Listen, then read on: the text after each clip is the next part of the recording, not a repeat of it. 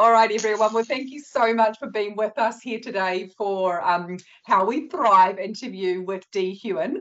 And some of you may know Duy, or perhaps he's been elusive behind the scenes. Just to introduce myself, in case there are people that don't know me, my name is McLeod, and I am the positive psychotherapist in the How to Thrive film. And Duy was the producer of that film. So Duy and I got to spend a lot of time together in the time between meeting at the end of 2019 at the International Congress for Positive Psychology, and when and Duy finding out about my work and inviting me to be part of a film. And then we went into lockdown and we were trying to make a film at the same time. So we've been through lots of things together, Duy and I, which has been beautiful. And today I want to bring him out into the limelight. And I've got some questions to ask him, which I hope that his sharing will be helpful for you, whatever your reason for joining us today and your context as you think about the conversation of how we thrive. So Duy is, as I said, a filmmaker. Duy is a Vietnamese refugee. Duy is an amazing cook and one of the most creative and clever human beings I've ever met. Duy is the kind of person that will surprise you constantly. You will walk into a hotel lobby with a piano and he will sit down and play it beautifully. You will be sitting there and someone will have a pain in their back and suddenly he'll be doing Reiki. He will cook a 12-course degustation with matched wines for his friends without breaking a sweat. So he is really quite phenomenal. And so it is an absolute delight to have him with us here today. Does he take bookings, Marie? What's that? Does he take bookings? There is a long way. I don't know. Well, we'll have to wait and see. Now, I'm just going to try and change this so that the person speaking is the one that we see.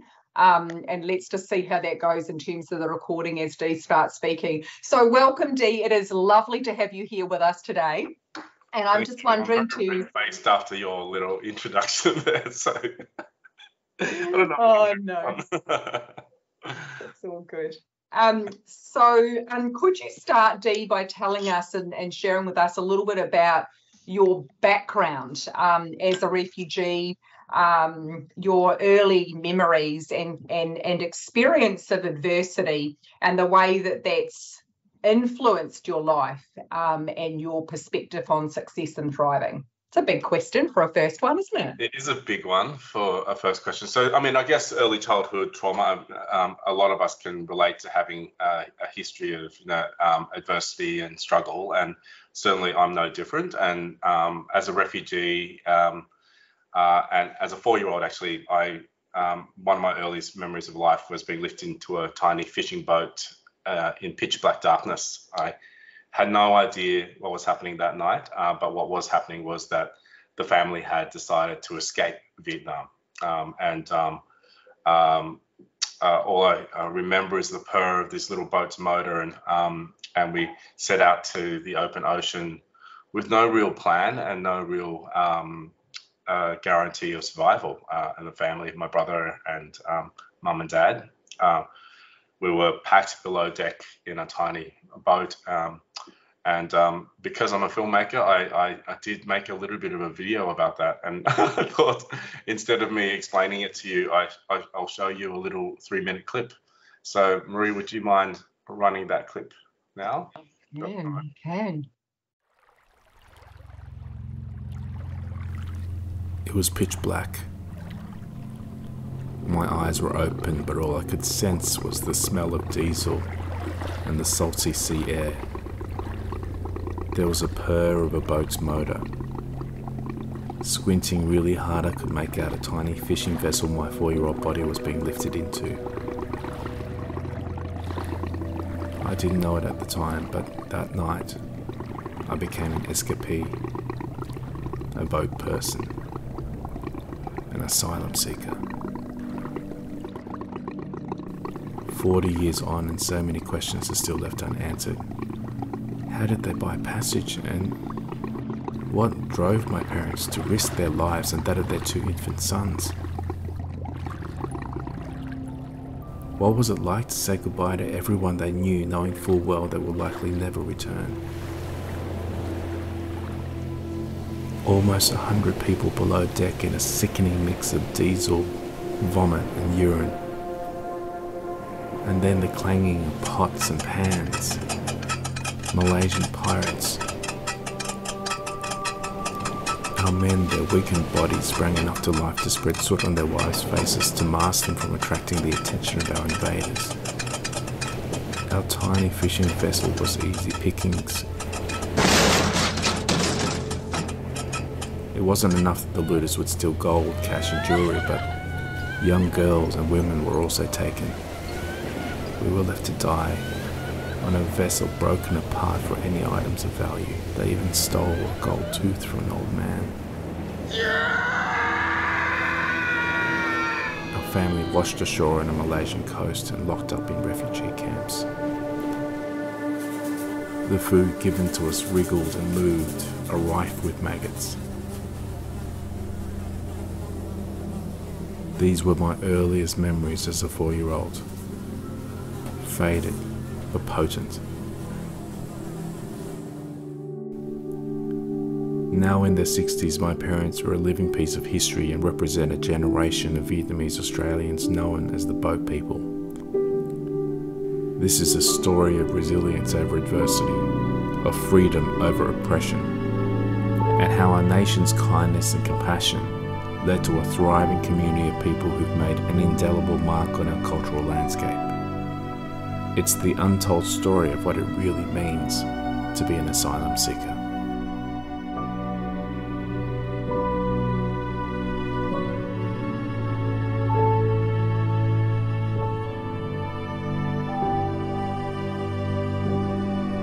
Yeah, so I guess that early experience of life, and certainly I had an awareness in the refugee camp that for some reason we were subhuman, that we weren't afforded the same rights and the same freedoms that everybody else seemed to have. And what was very clear was that we were living behind barbed wire and in a 2x4 meter bunk that was shared with families stacked up into a tiny tin shed. I didn't know any different, like that was just life.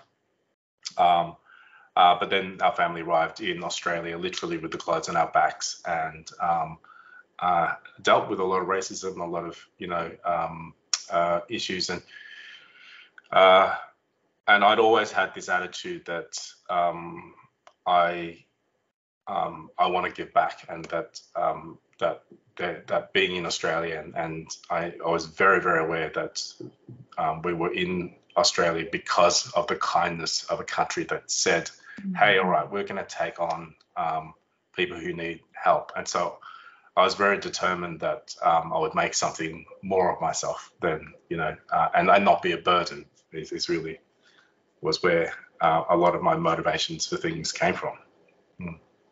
Amazing.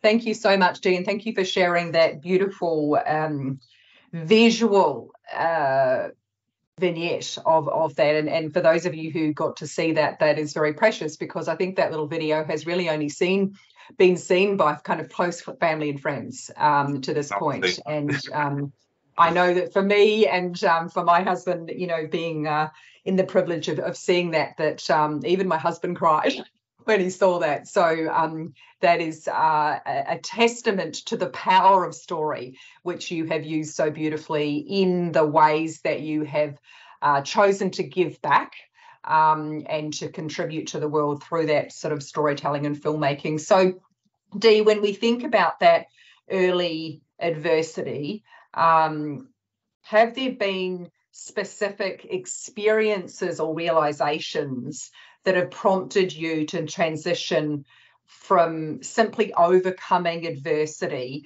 to actively seeking ways to thrive? Were there any kind of pivotal moments, I guess, that ignited that shift in mindset? I guess, and Helen Rod's in the group as well. I think I noticed Helen was one of the social workers that I connected with very earlier on in my life.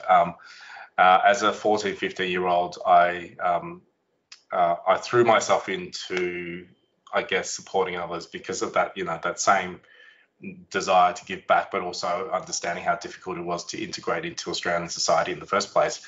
I volunteered at the Migrant Resource Centre to just do really simple things like offering friendship and taking young refugees who have just arrived in Australia, many of them without their parents. And, I felt quite privileged. I still had a family.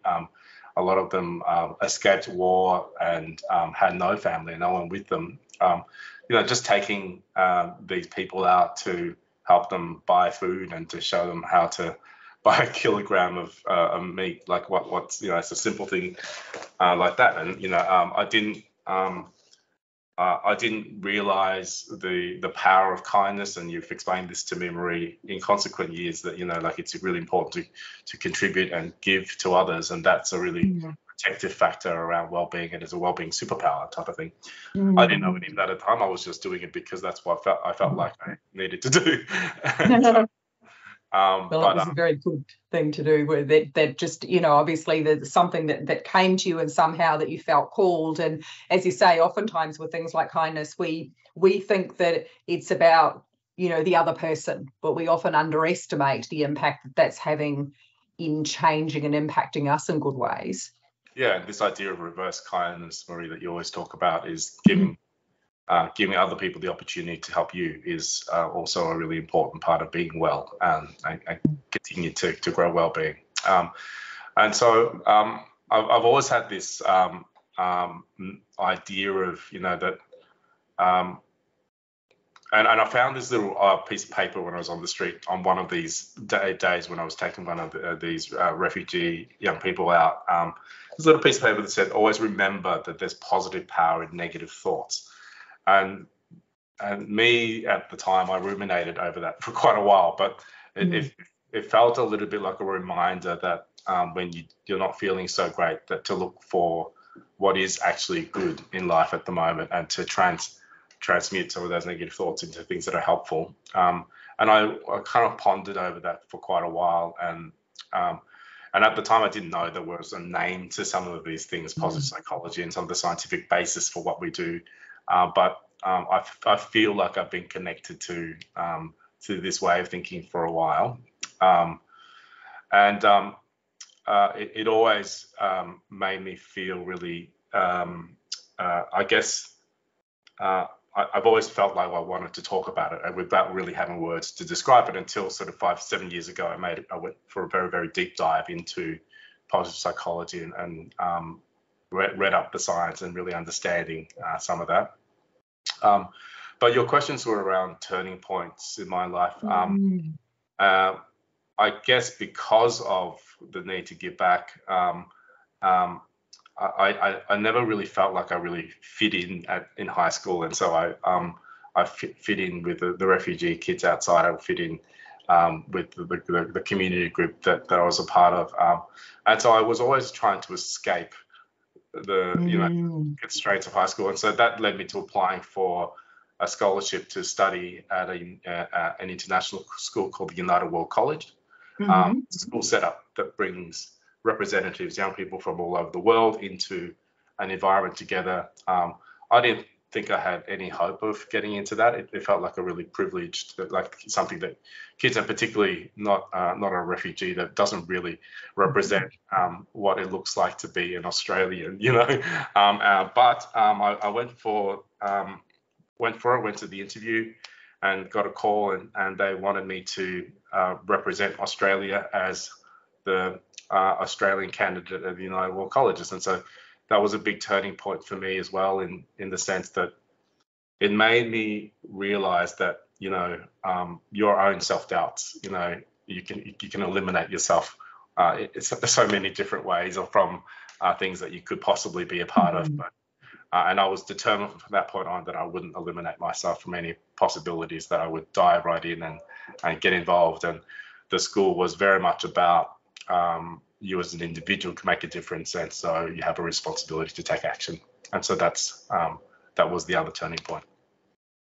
Beautiful. And I see Helen saying in the chat, Dee is very modest. He was one of the founder members of an extraordinary group called the Western Young People's Independent Network, a leading advocacy and empowerment group for refugee and migrant young people in Footscray, one of the first in Australia beginning in 1989 and 1990. So thank you, Helen, for reminding us about that. And I think that it makes me think, Dee, about some of those early experiences you had that even though you were not aware, as you said, of the neuroscience, you didn't have names for these things, but what grew in you was an attitude of gratitude, of sort of looking for opportunities to give back, and in so doing, placing yourself in positions where you got perspective against, as you said, other people's families had not stayed intact. Other people were maybe worse off. And so you were giving back. That was a lifting experience, but also the people that you were helping were reminding you that there were things to be grateful for and how lucky you were. And I also noticed in you this enormous optimism. And, what you said from that experience of applying for United World Colleges was kind of stepping outside your comfort zone to apply for something and then having the success of that, despite your own sort of self-belief that you really didn't stand a chance, is what you thought at the time. And I wonder if that is kind of embedded in you, this really strong can-do attitude and optimism that certainly I see you in today. You one of your top 5 strengths is optimism. And you are an enormously hopeful and optimistic human. So perhaps do you think that might be in some part where that came from? Yeah, I think that's definitely the case, because my perspective to success and failure is very different from others. And friends have always said, why is it that, what gives you the audacity to do things like this? And I just say, because I'm actually not particularly afraid of failure, because I know that as awful as things might be, if I do fail, it would never be as bad as it was at the beginning of my life. And so I'll never be in a position of eating maggots out of a trough again. It's never going to be that awful again. So it wasn't a very eloquent way of saying that, but essentially I don't feel like life could get any that bad again. And so it gives me a little bit of boldness to sort of perhaps do things that are a little bit scary. So, yeah. Yeah, there's a kind of a courage and a confidence that's come from that adversity. And I think that there's some, it's useful to pause on that a little bit, in the sense that sometimes we think that when we've experienced misery or trauma or adversity, we could have a poor me attitude to that, or we could use it to be better and to be stronger and to have this sort of post-traumatic growth. And I think potentially part of your post-traumatic growth has been, as you say, well, I don't mind what happens to me from here on in. I'm going to give it a shot. If I fail, I've been in more difficult places. And so I think that that's beautiful to see the way that you have been able to take that adversity. And that's really the challenge for us in terms of thinking about thriving, isn't it? How do we have the psychological strength and resources to be able to take what we've been given in life and have that growth?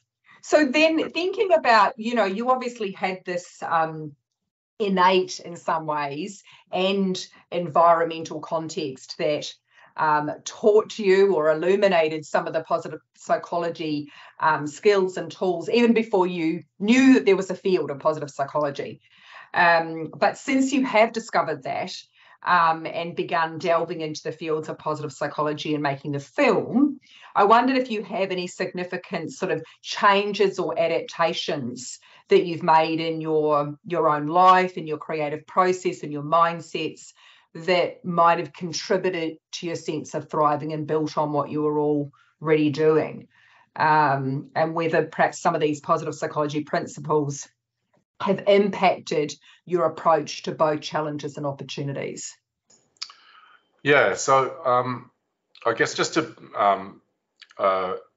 in making the film, I've discovered, I've learned quite a few things that I've implemented in life, but just in terms of the film itself, doing that deep dive into the sciences of well-being created this frustration in me that made me think, well, we do all of this research. It's incredible research about what goes right with us as well as what goes wrong with us as human beings, and we tend in clinical practice to look at what goes wrong with us rather than focus on also what goes right. And so that's the reasons for the deep dive. I think 7 years now before I met you, Marie, and that frustration of, well, we need to get this to the rest of the world. And it wasn't until I met you that I saw a way of putting that story together. So for a lot of us, mental illness is still a big enigma as well as a stigma. And so by that I mean that we come across friends and family who are suffering, and they get a diagnosis, and it becomes really identity forming. And making the film made me realize that actually, mental ill health doesn't need to be this impenetrable cloud, that it doesn't have to be who we are as well. And sometimes the diagnosis makes us feel like, well, we're trapped in that box of the diagnosis. And what I've started to learn is that actually struggle is much more flexible and much more universal, and that we all struggle, and that struggle can change. And so there's some of the things that helped me think about how to move forward in life as well for myself. And what matters is how we deal with that struggle, and the how part is something that we can learn, which is something that you teach, which is something I've learned a lot from you. I guess what you teach as well is like what is the thinking around how do you frame up how to think about your own well-being and understand and diagnose yourself when you're not feeling great as well. So there's some of the really important things that you teach in the Beacon framework. And so understanding those ingredients that make up well-being helps me to move forward when I'm not feeling great. And so that's the change that I've made. Long answer to your question, but they're essentially, I now have a framework for thinking, okay, well, how's my belonging? How's my engagement, accountability? What am I doing on all those pillars of Beacon that I haven't been doing to be in this situation? And that's, I think, what's fortified our mission, our goals as a team, is getting that understanding to people at a younger age, because all of our participants in the documentary have said, if only I knew this earlier, it would have made a really big difference in my life. And so, the second part of your question about how am I integrating these elements, filmmaking intrinsically is full of challenges and setbacks. So you can work for years and years and years on a concept and be knocked back by a network, a distributor, a TV exec, some funding body. Somebody doesn't like the look of you. There's a whole range of different reasons why the project doesn't get up or doesn't get funded. And we've been, luckier than some. But like any profession, if you're a leader of people, or if you're just starting out, and you will get knocked back and rejected, and feel like you're not good enough, and feel like an imposter in this world, which is all of those things I felt in this world of filmmaking. And so for me, PosPsych is about saying, it's also about expecting the struggle will happen, and that's not going to change. Life is going to continue to deal terrible things, that come along. People will say no, doors will close, but I've just become much more trusting of the world, and more trusting to say that, hey, one door will close but another will open, and just to keep pushing on. And so a couple of things that you've taught me, Marie, is the growth mindset and the grit part of the research, which is around there's not one way of doing something, and there's not one way of thinking about something. And if a funding source says no, is there another way of accessing funds in a different place. If one creative idea is not going to work, is there another way of thinking about delivering that same kind of feeling in a less budget intensive way, and and so I have become more open to creatively dealing with things. And post-psych, I think for me, is a protective force. So it's like, we spend a lot of our days and times focused on the 1 or 2% of things that go wrong in our day. And really think about it, the vast majority of our day goes really well. The vast majority of our life goes pretty well, but we focus on the 1 or 2% of things that, that happen, and therefore I'm going to limit myself in terms of where I want to go. And obviously, I'm sensitive to other people's own personal experiences. I'm not saying that that's not the right way of dealing with things, but for myself, I try to focus a very small amount of time on, and I actually do think that it's worthwhile wallowing in the mud for a while, because when things don't go well, the worst thing you can do is just sweep it under the carpet and pretend that you're not feeling that, because I think that is the really good route to mental health disorder. Let yourself feel it, and let the tears go. And I'm getting better at being teary and emotional about things. I'm not so embarrassed about that anymore these days. But then spend 10 times the amount of time on the solution. What do you want to do? So so that's the other change that I've made, I guess, since we've been working together. So always thinking about, so what is the best case scenario that can come out of this experience, rather than just focusing on, this is the pits.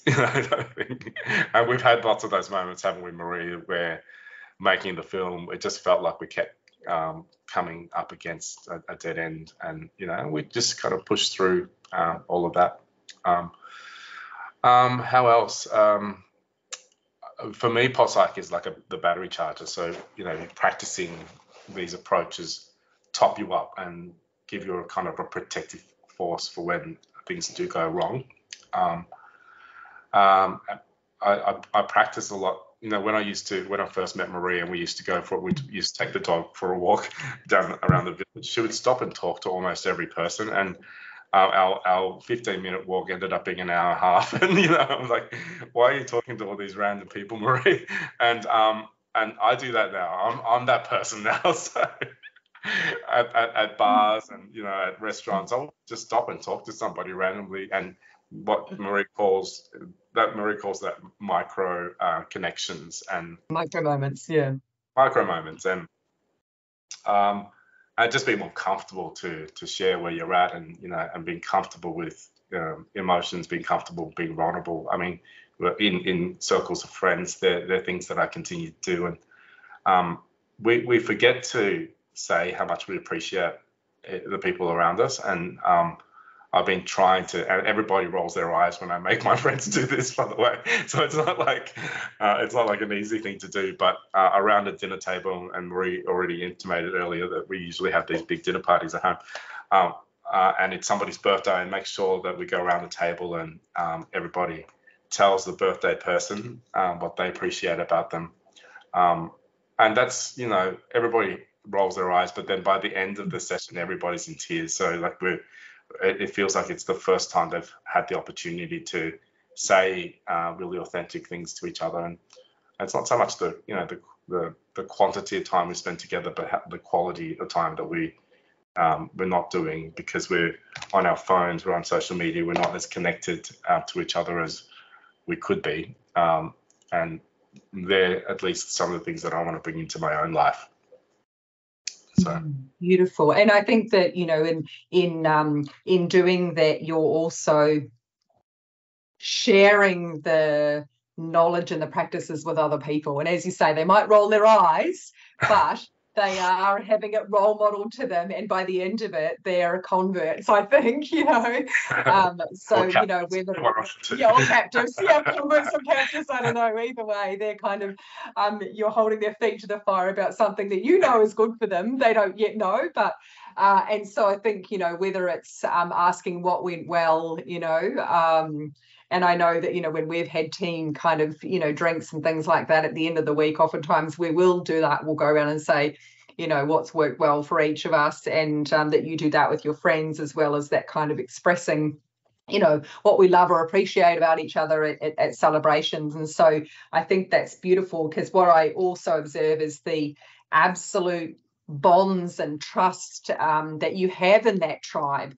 And, as people would have heard me talk about, is having that kind of Thrive tribe requires you to be intentional about the people you choose, and continuing to be aware and conscious of the people that lift you more than lower you, and trimming the tribe of people that don't do that. But then the work is around how you're investing in that and making those deposits into those relationships. And I think that what you've been doing very successfully, and by stealth sometimes, but you've also been using those positive psychology practices to be open with people, to get past that kind of surface level, and to really build belonging in a way that, as you say, is very protective.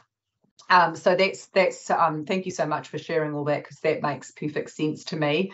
And so are there any practices or habits that you've incorporated into your own life, beyond those that you've spoken about, that help you with promoting thriving? Creativity is obviously very important to you, a sense of purpose.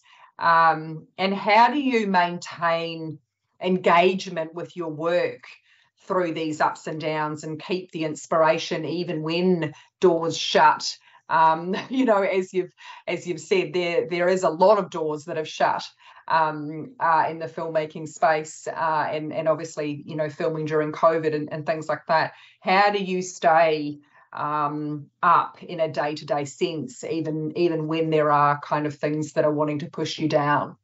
That's a really good question. So I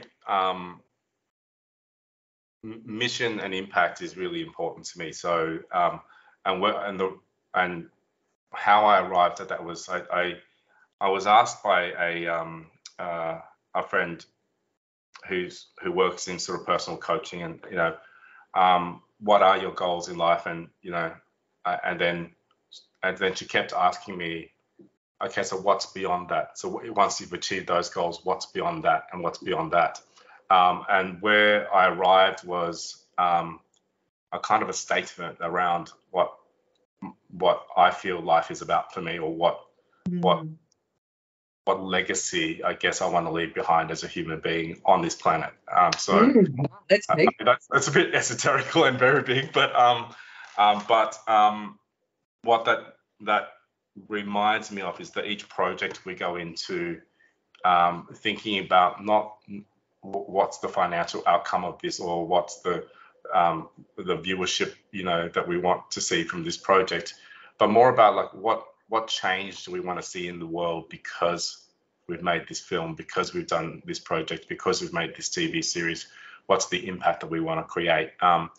And what I find is that impact makes me think beyond the knockbacks and the setbacks. It makes me think beyond the human struggles and the dramas that can sometimes happen, the interpersonal issues that will happen, creative differences that can happen in these kinds of projects. And it makes me really refocus on, okay, so there's a bigger picture at stake here, and it's not about my own ego or my own opinion, and it's not about being right or wrong. It's about how do we all together move forward to achieve a broader impact. And that's what keeps me reframed on finding creative solutions to problems that come along. So that sounds like staying connected to your why is really important, in terms of staying connected to your why, and being able to have articulated the long game. So you've taken the time and done the work to think about what is the legacy I want to leave? What is the impact I want to make? And who do I want to be in the world? And so I guess you're talking about that being a kind of a guiding light for you in the times when, you know, the doors do slam shut. What about in terms of, you know, I think you would be aware of your strengths, for example, in your career as a filmmaker, and just in your personal life. Have you found that knowing and leveraging your strengths has played a role in your ability to thrive and to pursue your professional passions and purpose? Yeah, I guess as oftentimes when you're directing a film or you're a producer, you're seen as the center of that project, and you have to bring people with you, you know, and understanding your own strengths means that sometimes, you know, because strengths are like a balanced thing, right? Because my strengths are hope and optimism, perspective, wisdom, social intelligence, love, capacity to love, and creativity. So, but they're also the most annoying things about you, you know. So like, so your strengths are always also the things that you're constantly sort of pushing at people, and you know, and Marie and Andy, my producing partner, they both say, oh well, that's a very optimistic thought there, Dee, you know. And I'm going, well, that's not just, how else am I supposed to think about that? I have no other way of. But you know, and you know, and sometimes when you have social intelligence, you always want to sort of solve everybody's problems, and you always want to critique the way that somebody's thinking about something, and that's annoying, you know, to other people. And so for me, learning to balance, you know, when it's appropriate to use my strengths, and also the interplay between those strengths and the rest of your team has been a really big lesson. So Andy and our team has a lot of prudence, you know, and that's quite opposite to creativity. And so, and that's quite opposite to hope and optimism. And so, so it's about sort of learning to appreciate that when Andy says, you know, hey, let's not do it this way, let's do it another way, that I stop and listen, and, you know, and just not, you know, barge through that. And then, you know, even in social relationships, starting to understand where your friends' strengths are helps you to be more helpful in the way that you communicate with them, and the way that you sort of resolve conflict if you ever enter into conflict. And so, yeah, strengths are a really important thing to understand, and I do go back to them very often, and because our strengths do change, and you know, and learning how to balance them is really important. Beautiful. Thank you, Dee. I love the way that you've kind of pulled that through from understanding your strengths and, you know, knowing that those are things that you're good at and love doing, but also knowing that there is a shadow side to every strength. And, you know, we know each other well, and we know those kind of shadow sides, and we know that those are the places that, you know, whether, as you say, it can be a clash between the different strengths, although you and I have some that are quite similar. So poor old Andy's the one that has to be the freedom ones that pulls things back. But to understand that strengths are more than just understanding what we're good at and love doing, and putting ourselves in positions where we can feel flow and feel that sense of, you know, ease and grace that happens when we're using our strengths, but also use them in an interpersonal way, as you described so beautifully, to enhance our relationships with others, to understand the diversity of strengths we have, and that, you know, when there is a collision or a clash happening, to reframe that through a strengths lens. I think that that's a beautiful description. Thank you so much. And so when you're thinking about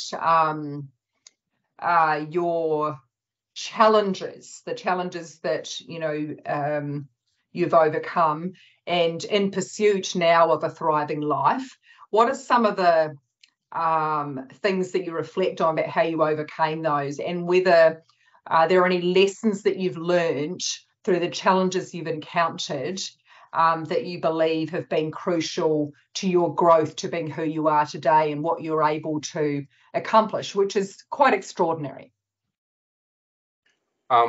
Grace, I think, is one of the biggest things I've learned through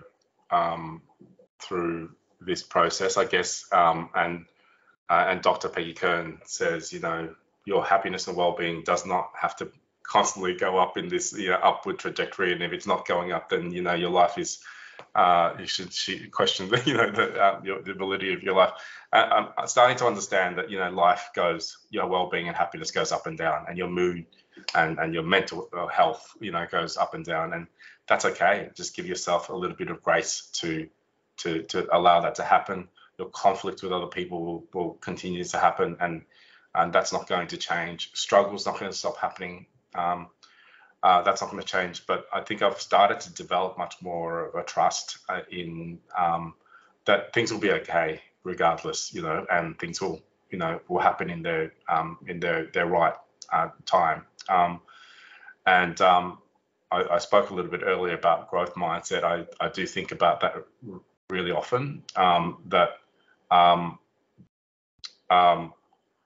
Oftentimes when we have setbacks, we stay in that setback state because we haven't really allowed ourselves to think beyond our original thought about how to approach a problem. So practicing a growth mindset, sometimes for me, I would do an exercise that means that I'm putting on different people's hats. So what would Marie do in this circumstance? What would Steve Jobs do in this circumstance? What would a good friend do in this circumstance, or a friend that trusts me and understands me? What would they do in this circumstance? And what happens is that you get opens up to a whole range of different ways of approaching that problem, where you sort of only had one way of wanting to solve it. So that's how I overcome challenges that happen.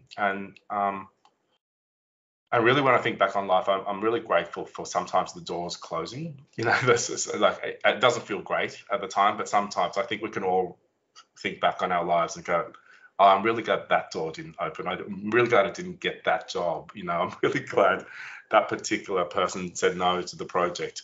So there's, and I trust that the universe is going to bring us the right connections, and we have a lot of faith in synchronicity and meeting people at the right times, and knowing that if one door closes, another will open, and to trust that. I think you're on mute, Marie. So. Sorry, I muted myself because it's that time of the day when child coming home from school or dog starts to bark or whatever, so apologies for that. So thank you so much, Dee, for those really comprehensive answers, and for weaving in both your personal experiences with the science that you've learned along the way. And I think it is fascinating in the ways that, that kind of grandmotherly wisdom, or that wisdom we've earned without really knowing where it came from, that we've intuited, but to now understand that, with the advances of neuroscience and research and positive psychology, oftentimes we now know how and why those things are so important, like the kindness and the connection with others, etc. So is there any last comments that you have for people in terms of offering advice to individuals who aspire to thrive despite difficult circumstances? And I'll ask our audience to begin to think about any specific questions that you have for Dee that you can ask in our final quarter of the session. Any last comments, Dee? Well, I guess, I caveat with saying that this is what works for me, and other people can have a different experience of life, and that's perfectly fine. But I think that what works for me is to look back on adversity and trauma not as a reason why we can't do something, but for a reason why we should. So maybe if I reflect on what I do, I feel that I do what I do because, in some parts, because of the trauma that I have experienced in life, and I guess I look at my time on this planet and I'm really impatient, and so I tend to go out and sort of chase things, and and not sit on the sidelines. And I you remember when, Marie, I asked you to show the kids that movie that I really love? Do you remember the movie? Remind me again. So no, it's Peter. Like, this is a really geeky thing, and I'm really embarrassed that this is such a favorite movie of mine. But Dead Poets Society by David. Oh yes, we love that. Yeah. There's a scene in that movie where Robin Williams' character quotes Walt Whitman, and he reads out this poem, which is, "O me, O life, of the questions of these recurring, the endless trains of the faithless, the city filled with the foolish, what amid these, O me, O life? Answer that you are here, that life exists, an identity, that the powerful play goes on, and you may contribute a verse." And then he turns to the boys and he says, "What would your verse be?" And that really stuck with me. And I watched this when I was 15, 16, 17. And it felt like that was directed at me. And that's why I watched that film every 6 months, just to reconnect with, purpose and passion and stuff. And I guess what I got from it was that life is going to keep going on. And the fact that we are here and the fact that we exist means that we have an opportunity to, I guess, make more of our lives and impact and others, and impact the world in a way beyond ourselves.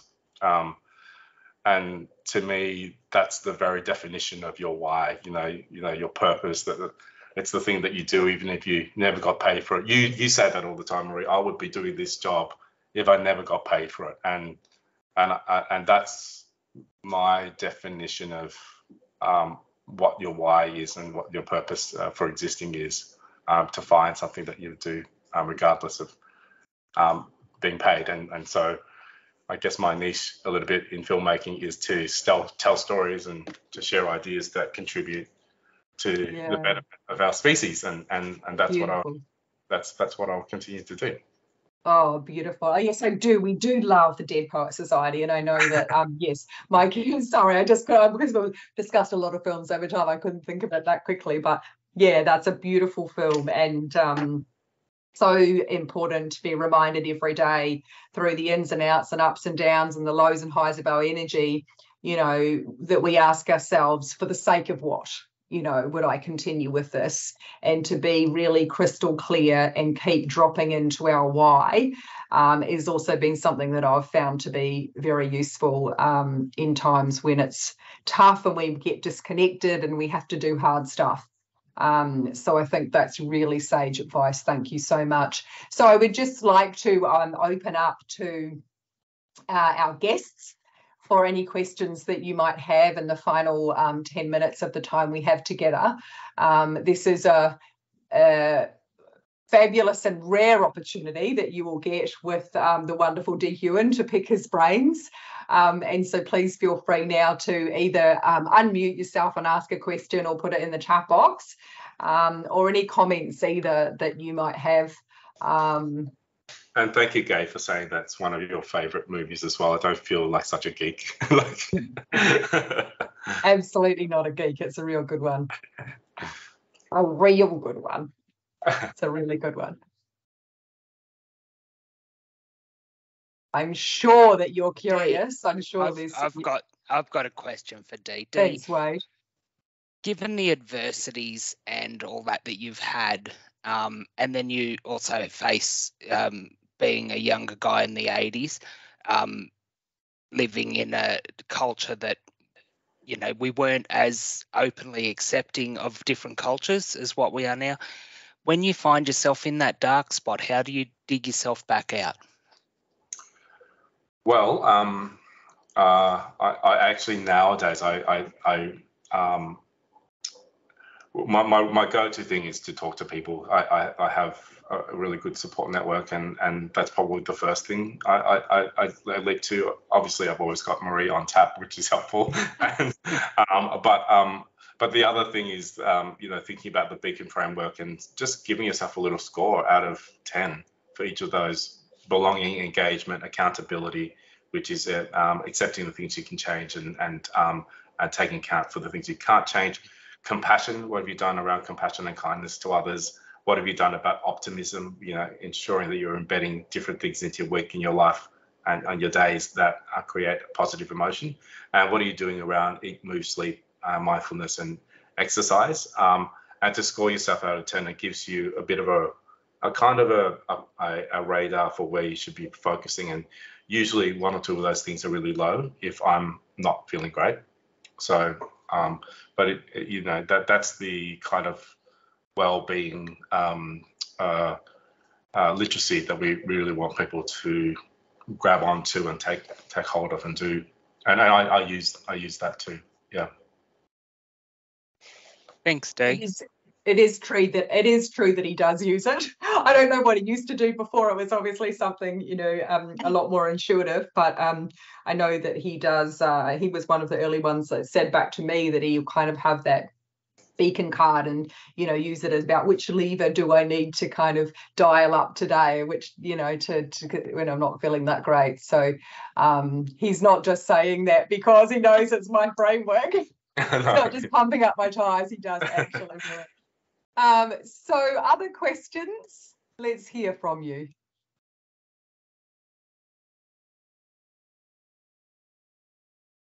Any questions or comments? Melinda has said, when you find yourself struggling in some of your positive psychology goals, how do you remotivate yourself and simultaneously show yourself compassion? So, when you get knocked down for one of your goals, how do you motivate yourself again? See, this is the thing, and that might be a little bit, like I said a little bit about this earlier, but I do let myself feel all of the, because I think that if you don't do that, you're kind of not really coming to terms with things properly, like you're not really letting yourself feel the feelings, feel the feelings that you need to feel. And so and that needs to happen before the self-compassion bit, and then the self-compassion bit, and then the I don't find it difficult to remotivate myself to get back on the bandwagon and the train and sort of and move forward. And I'm fortunate that I tend to not stay in that low point for very long. It's literally an hour at a time, and then I'm back to where I want to be. But yeah, and so I guess, do you have an answer to that, Marie, in terms of how would you motivate yourself if you're in a patch where you can't get yourself out of it? I think just from the perspective of you, I think your strength of optimism is very helpful, in that sense that you do kind of dial in on that, and you've already spoken about your reconnecting with your why, and that would be part of my answer. I think that when we have set ourselves goals, and we are finding it hard to hold ourselves accountable and to have motivation for them, I think it is really important to connect ourselves with, for the sake of what will I do that? It's really, really, really hard to make behaviour change and to hold healthy habits. And apart from just, gritting in and getting in and doing it, I do find as well, and what I teach in the program is how important it is to ask ourselves, if that's where I want to be in the future, what is it that I need to do today to get there? And if I keep doing what I've always done, I'll keep getting what I've always got.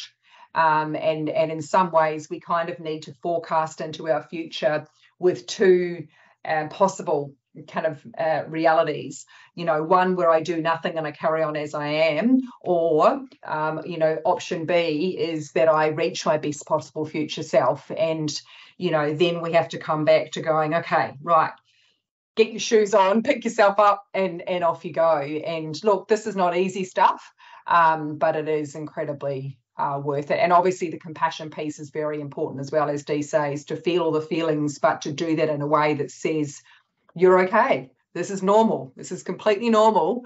Sometimes to doubt ourselves or to fall off the wagon. I also think it's really important not to have an all or nothing, you know, oh gosh, I've fallen off, I haven't done it or whatever, and go, oh, well, there's no point. No, there's always a point, even if you just do a tiny bit. Yeah, hold it lightly, tightly is what you always say. Hold it lightly, not tightly. He's a very good protege, isn't he?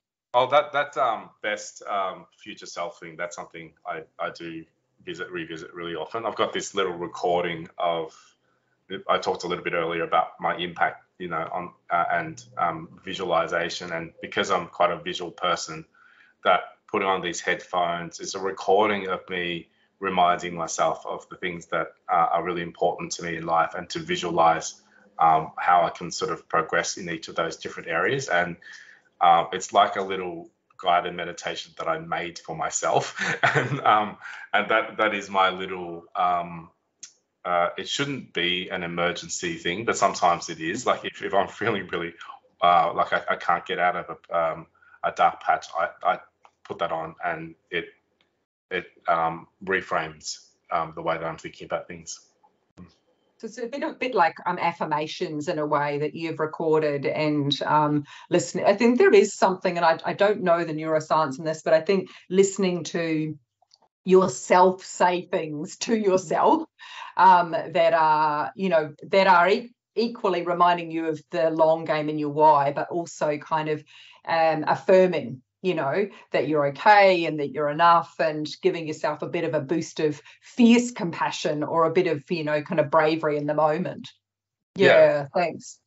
And it's also future tense in the sense that it helps place me somewhere in the future where I get to visualize what that looks and feels like, and for me that takes me back to actually his LeBron. Yeah. Yeah, beautiful. Thank you. Any other questions? I see that Helen has liked the concept of wellbeing literacy, which is a great one. You know, really that's about thinking about in the same way that we go to school to learn the 3 R's of reading, writing and arithmetic, that we are also learning the literacy around what helps us to be well, not just physically well, the eating, moving, sleeping, but also what is the literacy we need around being mentally well and thriving.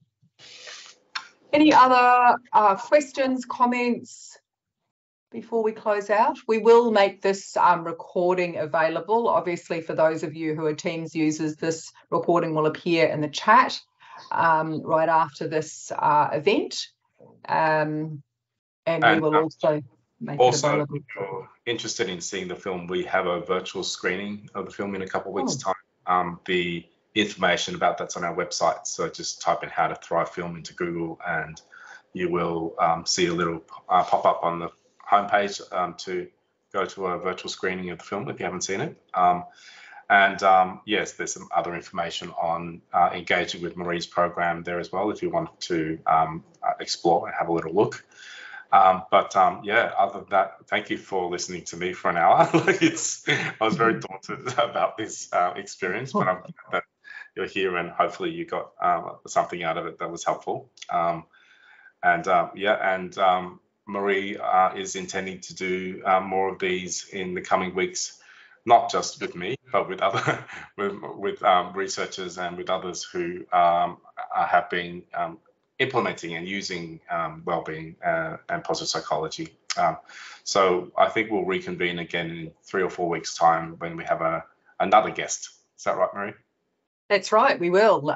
We are likely to have the head of HR at a large utilities company, and we will confirm that with you in the next week or so. Sorry, I was trying to drop in the link for the How to Thrive film. I don't know what that garbage is, but obviously tech skills is not my forte. I don't know what I've managed to do there as I'm trying to grab it, but howtothrivefilm.com is where you'll get all the information you need. Don't worry about what that is.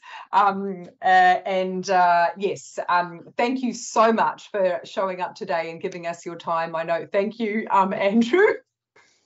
Thank you so much for showing up today and taking an interest in the work that we're doing and how to thrive. And like Dee, you know, we are very driven by our passion and our mission to make a difference in the world. And so if there are any ways that we can help you to do that in whatever it is that you do, please let us know. It's always a pleasure. Otherwise, we'll see you back here again in a couple of weeks if you'd like to join us then. Have a great rest of your day, everybody. Thank you. Thanks, Dee. Thanks, up. Marie.